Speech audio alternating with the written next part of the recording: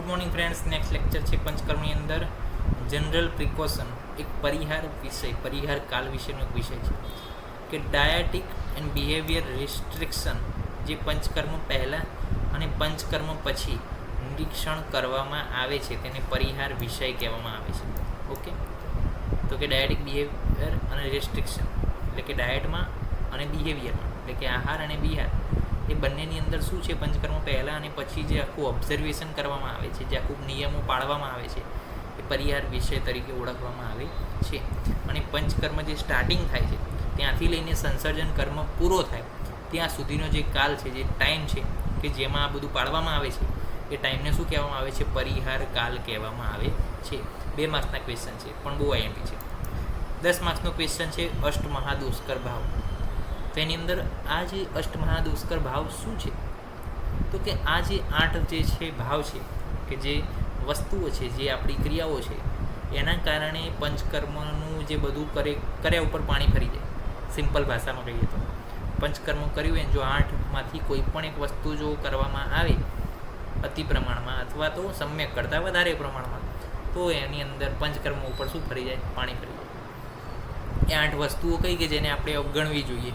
તો ઉચ્ચેર ભાષ્ય એટલે કે જોર જોરથી ઘાટા પાડવા નહીં. રથક શોભમ એટલે કે વધારે પડતું ટ્રાવેલિંગ કરવું. અતિચક્રમણ વધારે પડતું વોકિંગ કરવું. આસન અતિ આસન એમ અતિચક્રમણ અને અતિ આસન વધારે પડતું બેસવું પણ નહીં.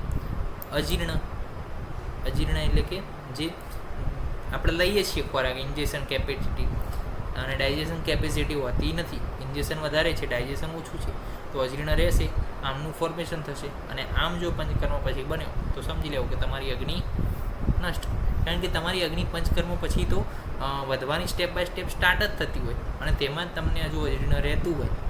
સંસર્જન કર્મની અંદર પણ તમને અજીર્ણ રહેતું હોય એનો મતલબ કે તમે સંસર્જન કર્મ જેવી લઘુ વસ્તુ પણ જો તમારા અગ્નિને સક્ષમ નથી પચાવવા માટે તમારો અગ્નિ, તો બીજી તો કઈ રીતે સક્ષમ બનશે? તો અજીર્ણ પણ થવું જોઈએ નહીં. અહિત ભોજ્યમ પણ એ પણ અવગણવાનું છે. અહિત ભોજન આપણે કરવાનું નથી કે જે આપણી પ્રકૃતિની માટે શું છે? હાનિકારક છે. દિવા સ્વપ્ન બપોરે સૂવું તો નહીં જ. પંચકર્મ પછી દિવા સ્વપ્ન એટલે કે બપોરે દિવસમાં કોઈ પણ વખત સૂવું નહીં.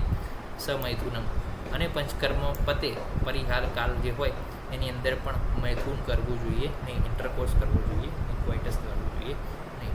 તો આ થઈ ગયું 3 આપણે કોન્સેપ્ટ સમજ્યા પરિહાર વિશે, પરિહાર કાલ અને અષ્ટમહાદોષકર ભાવ. અષ્ટમહાદોષકર ભાવ તો ડિટેલમાં છે ઘણો બધો, પરંતુ આપણે એ હાલ જોવું નથી. અષ્ટમહાદોષકરનું ખાલી શું કહેવા માગે છે. હવે આ દરેકે દરેક છે એના પાછા એ ઉચ્ચેર ભાષ્ય ચલો કીધું તો એના કારણે કયા કયા ઉપદ્રવ ઉત્પન્ન થાય એ પણ આવે ડિટેલમાં, પરંતુ એટલું બધું આપણે લોંગ યાદ રાખવું નથી. હાલ પૂરતું આટલું બહુ છે. તો ઇન્ટ્રોડક્શન ઓફ ધ પંચકર્મ તમને જો પૂછાય તો એની અંદર આટલી વસ્તુ આવે કે પૂર્વકર્મથી લઈ પ્રધાન કર્મ, પશ્ચાત કર્મ. પૂર્વકર્મમાં શું આવે તો કે સ્નેહન સ્વેદન દીપન પાચન. પછી પ્રધાન કર્મમાં શું આવે તો પવન વિરેચન, નિરૂપસ્થી, અનુવાસનબસ્થી અને વિરેચન. તો આ જે છે નશ્ય. તો આ 5 વસ્તુ. ત્યારબાદ પશ્ચાત કર્મ, તો એની અંદર પણ સંસર્જન કર્મ, એના 3 ટાઈપ પેયાદિ, રસ અને તર્પણાદિ સંસર્જન કર્મ. તો જ્યારે પણ ઇન્ટ્રોડક્શન ઓફ ધ પંચકર્મ અથવા ડેફિનેશન ઓફ પંચકર્મથી પૂછાય ત્યારે બધું જ છે તમારે 10 માર્ક્સની અંદર પૂછાય તો લખવું પડે. અને કોન્સેપ્ટ બેઝ છે કે આની વસ્તુ જો આખું પંચકર્મ ભણશો તો આની તો જરૂર બધે પડશે. આ તો શું છે ખબર છે?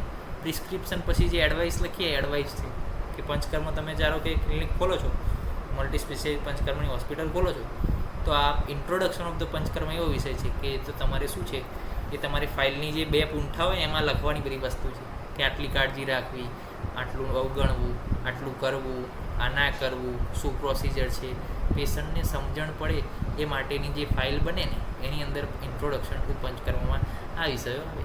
તો એના વિશે આપણે શું છે સારી સમજ હોવી જોઈએ.